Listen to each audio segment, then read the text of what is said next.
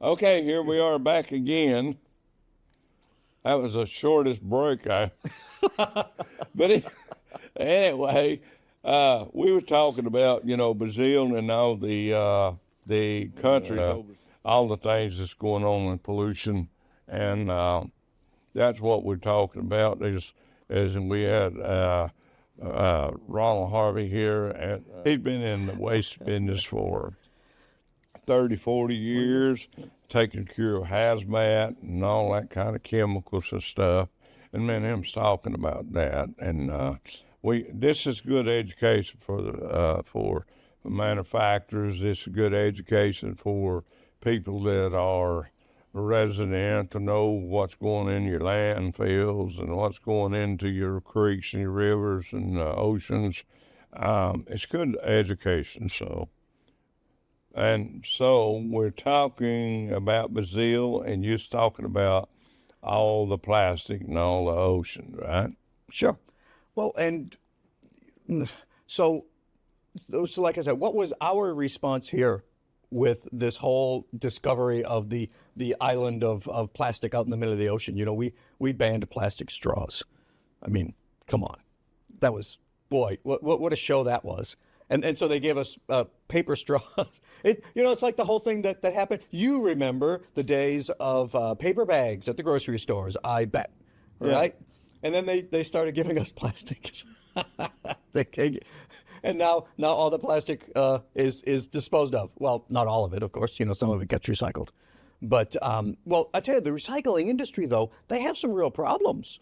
First off, I mean, the value of some of the products that they bring in is really low, and there's so much of it. Hey, look, when I was in New Mexico, I got a call from a local paper recycler. Okay, well, they didn't actually do the recycling; they just brought it in and packaged it up in those big bales. Okay, they called me up and they said, "Hey, we got some paper we need to dispose of," and I'm like, "Okay, how much?" And they said, "About 1 million pounds." And I said, "Really?" So, you want me to dispose of it? And he said, "Yeah, we can't. We're full. We're full. We have nowhere to ship it." Was it in rolls or what was it? They were in the big bales, big square bales. A couple thousand pounds apiece. I got somebody to take paper. See, but the problem though is they were in Albuquerque. Okay, it's 1 million miles to nowhere out there. So yeah. See, transportation is one of the biggest costs that people that are actually shipping waste, any kind of waste, recycling or disposal. Gas prices is ridiculous. Oh, God. Diesel. Yeah. I mean, that clown we call it for a president is saving the world today. Him and that John Kerry is saving the world. Which one do you think is the most polluted, the earth or the air? Our atmosphere. Which one do you think? Depends upon where you live. Huh? It depends upon where you live. The air in China is absolutely sickening in terms of the level of pollution. In America, we had not the ozone. Well, yeah, ozone was a problem in America for a long time. Hey, we had leaded gas. Okay, lead was a problem in the air a long time ago. What else? Just particulates. Smog, the nitrogen oxides from burning fuels. Okay, it was all in the air. You remember the pictures of L.A. Long time ago, just this brown smudge. Okay, look at it now. The air is 1,000 times cleaner than it was. Since the Industrial Revolution. And it's not because of solar panel. No. It's not because of solar energy. It's not electric because vehicles. of Come on, EV cars. It's not because of gas burning weed eaters and barbecues. Lawnmowers, yeah. Yeah, lawnmowers. Every time you have what?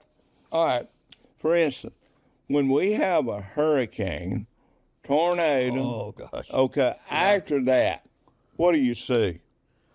Clean, clear air. Yes. That's why it works. God's nature has a hurricane to clean the air. Mm-hmm. That's part of this Earth taking care of itself. But we got Joe Biden and John Kerry is going to save us all. But only if we eat the bugs and don't have cars anymore, and we live in 15-minute cities and all of that. Those grand, control programs that they have dreamed up for us. Yeah, what about a Cadillac converter? If a Cadillac converter, they could put one of them on there to keep the air pollution out. Why can't they build another for a gas car? That's better than a Cadillac converter. Well, that goes back to the same discussion I had earlier. They keep trying to regulate more and more and more. Though they want to drop the levels of pollution down and down and down. And my argument with them, okay, because, look at these people with the net zero, okay, net zero carbon emissions. Okay, that's a big deal. Impossible, utterly impossible, fantastically impossible. And I tell you that for one reason: zero is a really, really, really small number. There's no such thing as zero. You make a one step towards zero, and then you can make another step and another step and another step. You're never going to get there.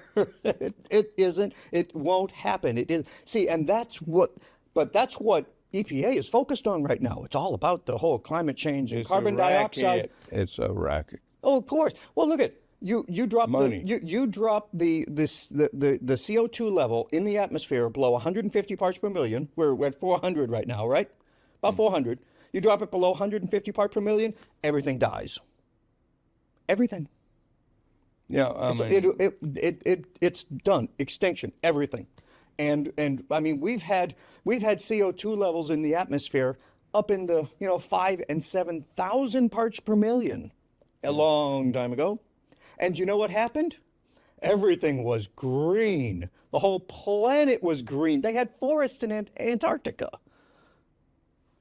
So okay, what's the problem with CO2? Obviously, when the CO2 was at thousands of parts per million, the Earth didn't burn up. Now, what are they saying now? Oh, you're burning the Earth is going to burn up because you've got another 5 parts per million of CO2 in the air. Yeah, and all the black. And you still hear stories in the news every day. Oh, in 50 years, here's a map of all the cities that are going to be underwater. I'm like, guys, you're just pulling that out of your ass. Cut it out. And they're going to knock it off. At the end of the road in 50 years, they're going to be in hell for trying to destroy our freedom and our way of life. Well, but remember, that's what I was talking about earlier. Rich countries are clean. If you destroy the economy of America, guess what's going to happen? People aren't going to bring their trash to they aren't going to put their trash out on the side of the road anymore, because that costs $40 a month to have the city come out and pick up. They're going to burn it in the backyard. Nah. So you can't, I mean, can you imagine? I know one person, I ain't gonna say who they is. Okay. That woman's she's got probably 50 garbage bags or 20 every week. She's just by herself. I mean, I can't. How the heck you do that? Let's not say 50, but at least every week, our garbage runs about every week. Mm-hmm. And she has probably 15, 20 garbage bags every week. Every week. This breath I'm breathing, it's alone. Your breath alone. Mm-hmm. And what you possess is just alone. It's all alone. And what we do with it is what counts. Yeah. What do we do with our time? What do we do with our attention and our thoughts? What do we do with all that stuff? I tell you, that's why I threw out my television in 1997, if I remember correctly, because it was an absolutely useless machine. I hate tube TVs. Man, I hate them. I used to send them off. That was the guy I had back then.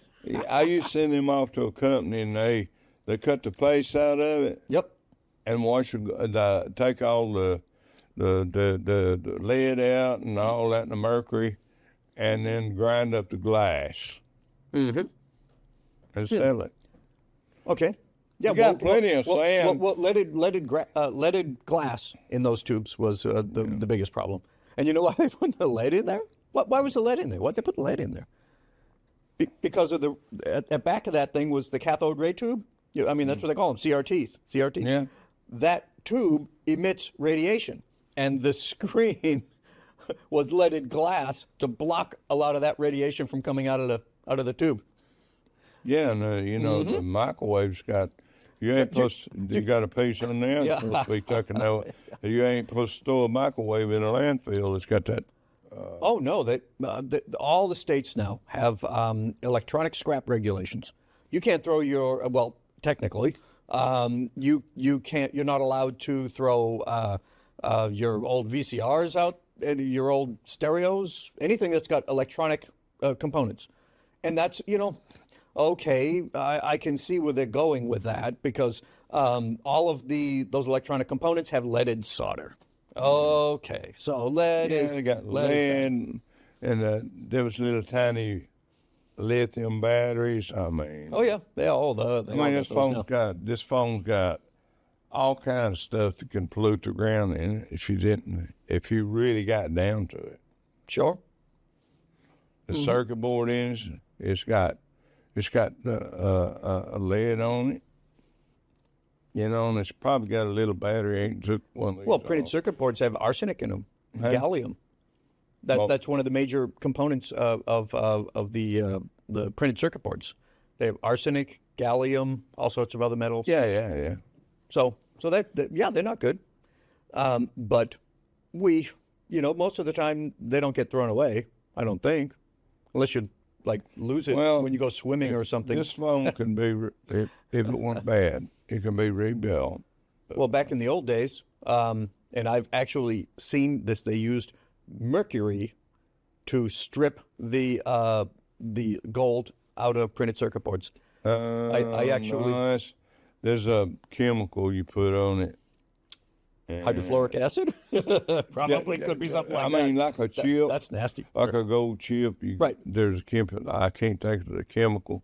Okay. I'm sure there's lots of different ways to do it. Yeah, but Nortel had platinum on their circuit boards. Platinum? Yeah. Well, no wonder it costs so much to make a long distance If I had a phone trailer call. load of A1, I'd never have to work again. But, I mean, what? Have you ever got any nuclear waste? Y'all ever handle that? Well, I've handled radioactive waste, which is different from nuclear, because nuclear means basically uranium and plutonium. Yeah, I know radioactive. Right. Yeah, I know. Lots of radioactive stuff out there. I mean, come on, they have radioactive a lot of nuclear medicines. Medical equipment has radioactive stuff. Some of them did, yes. In particular, the X-ray machines had the cobalt 60 in there. stuff. That was bad stuff. Oh my gosh, that's awful. But now they're all electronic X-rays. They use electricity into a tube. The tube generates X-rays. So there's no actual radioactive material in there. Now tell me if I'm wrong. These jet engines, if they take a jet engine, it can be radioactive too. I've got a lot of gold in them. I've never heard that. I know they have lots of titanium and I've been told and the that. Inconel, alloys. That's interesting. I've never heard that. Yeah. I certainly don't see why you would need to put radioactive stuff. Oh, one of the things they do have in airplanes sometimes is depleted uranium counterweights. Yeah. To keep the plane balanced. Yeah. They'll do that, or at least they used to do that. Military battery has silver in it too. Anyway, just fill the back of the plane with mercury and let it slosh. Yeah, but back I and mean, forth. actually, that's what aggravates me for a person from the EPA or DOT coming to me and telling me, "Oh, you got to do it this way, that way." Do you know what's in there? No, I don't, but you're supposed to do it. Well, that's EPA's role is to say, do this, or we're going to take a bunch of your money. Yeah. And that's, that's in my line of work right now. That's what I'm trying to prevent. Let me get to that because as I was coming down here yesterday, I was just kind of making some notes to myself, and I'm thinking to myself, what I really want to do is I want to stop the states from finding the ever-living daylights out of companies for what I would call the most minor possible violations that you can imagine. Earlier, but I'll mention it now. I had a customer that had that generated hazardous waste. They generated a lot. They had about 150 drums of waste on hand, which was too much. But that was their problem. They didn't ship it. What kind of waste? It was paint, just paint waste, flammable liquid paint. And so the EPA says you have to have 3 on every hazardous waste label. On every drum of hazardous waste, there's got to be 3 separate things. Okay, the words hazardous waste, the accumulation start date, and a description of the hazard of the waste. Yeah. Well, these people had 150 drums, and they forgot the hazard, the type of hazard to put on the label, which would be the word The label. flammable. I know about the label. Flammable. That was the only thing that was missing on those labels. They fined them for every single drum. It was a new violation. They fined them $220,000, and these people are just down in Charleston. Okay, $220,000 for not having a word on a label on a drum. I'm sorry, that's unreasonable. Yeah, that's what I'm. They could say, "Hey, Yeah. we're writing you a warning. You got to do this." Yes. They did me. They warned me, and and then when my building got so full of stuff, I couldn't even, and it's just running over, and that's when that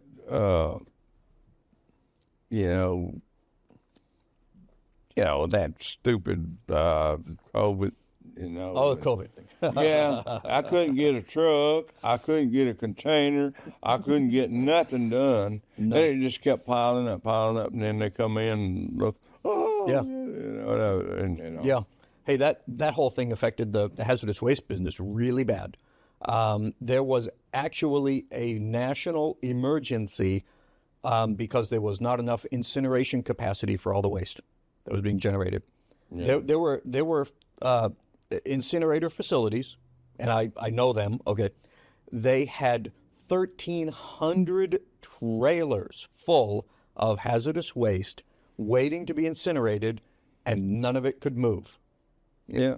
And it was a real pain for a while. Like that, boy, that Well, was. they that was tied something that. else. They tied that piece of property up. That when I had that fire, they tied it up for 2 years, over 2 years, before we could get rid of it. Wow. Oh man. The dirt coming, Right. the dirt contamination had. That's what happens anytime all you have kinds of different. you have a fire and you throw a bunch of water on it. The water runs out of the building onto the dirt. No, I There you put go. You did it. You started the fire. No, but I beat them on that. Just as soon as that fire hit, I called. The EPA told me somebody to call. Right. I Probably called right. an environmental group. Yep. They built a dam to stop the water to make sure it didn't run in a creek or run anywhere. Good. Wow. And then they Good move. sucked it all up from the fire department when they was putting the fire Right. out. But of course, the fire, they had to dig a big old thing and put salt in it and push it over into the fire wouldn't even go out. So they had to push Yeah, it. okay. Yeah. So they pushed that it in problem. the salt, and salt put it out, Right. sucked all the power out. Yep. And that's how, that's, Right, and that's what. The salt makes the water more conductive, and lets the batteries just run out.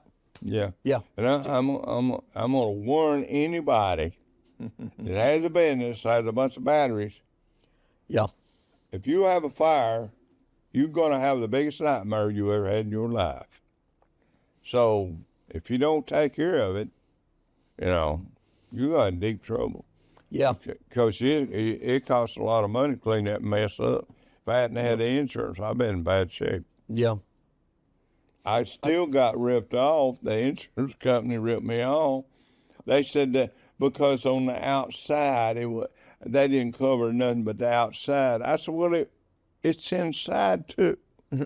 Well, It was inside. I paid out of my pocket, and I made sure that all the material, and I give the EPA the tracking where it went, and I packaged DOT.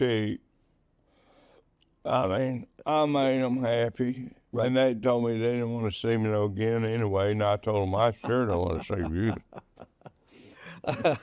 Nobody ever wants to see the EPA. The lady come in, she said, Lamar, I'm just leaving here. I said, what's it called, the COVID? And she said, what? I said, you don't see my file? No, I want out of here. Well, I had the files good. Okay. Well, you know, the thing about the fines, it brings something to mind.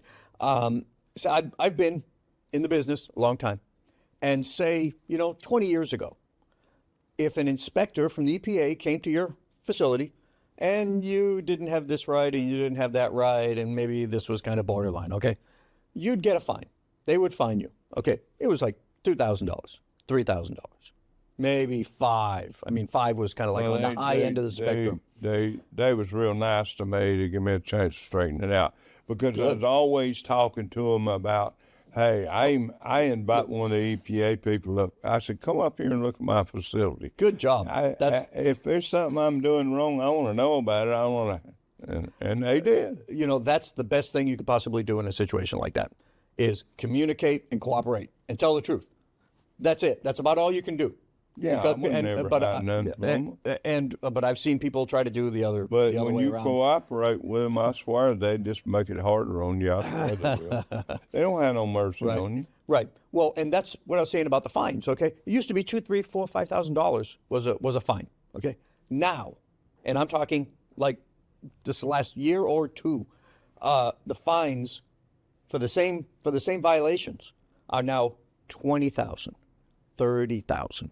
$40,000, $50,000 for not having a word on a piece of paper. Yeah, I know. And that's what I want to do. No, you got to have a date too. To make well, of course, yeah. Well, they had their dates on there. Everything was good, and they had the word hazardous waste. Actually, that's what you know where it comes from too. Well, no. The EPA regulations are quite clear. Three things: the words hazardous waste, the date of accumulation, and the description of the hazard. That's it. That's all you got to have.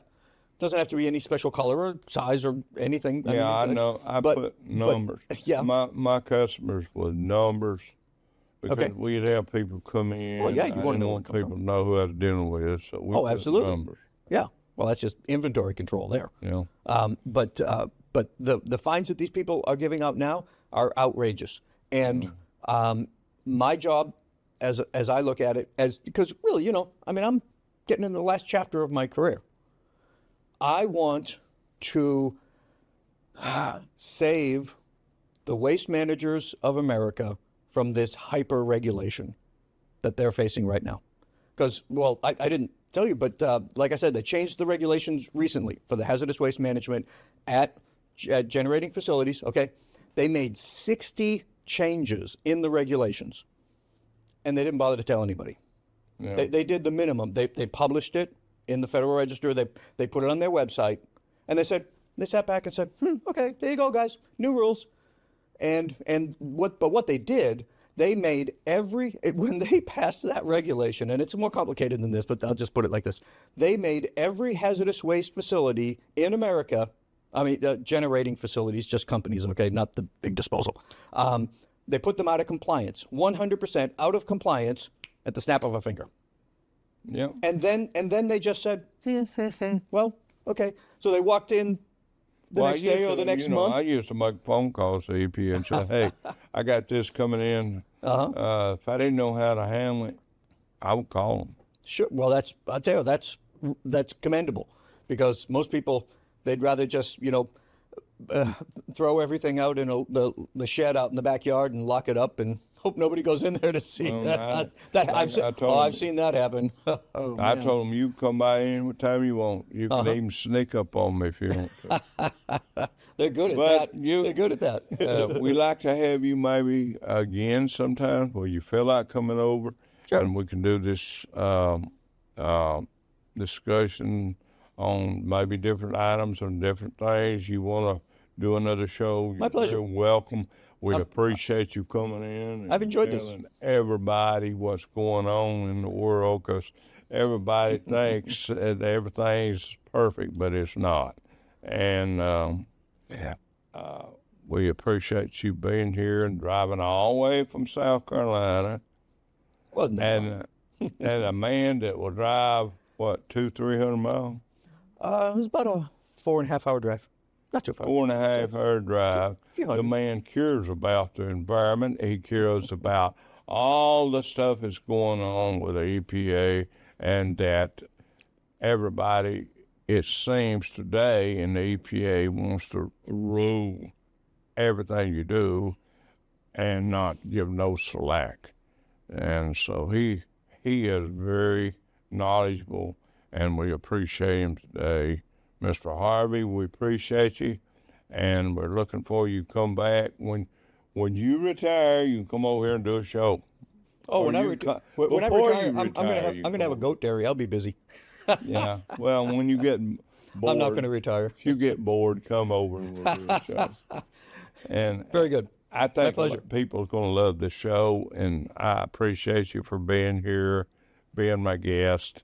And everybody, we want you to subscribe to Talkin' Live, and you will learn some things that you never heard before or you never thought of before. May God bless all of you. Thanks for joining us today. To watch this show again, be sure to visit talkinlive.com. We now have Roku and Amazon Fire TV channels for you to watch from your home TV. Or find more of our recent shows on most any of your favorite social media platforms. And don't forget to like and subscribe. Good night, world. We will be talking live with you next time.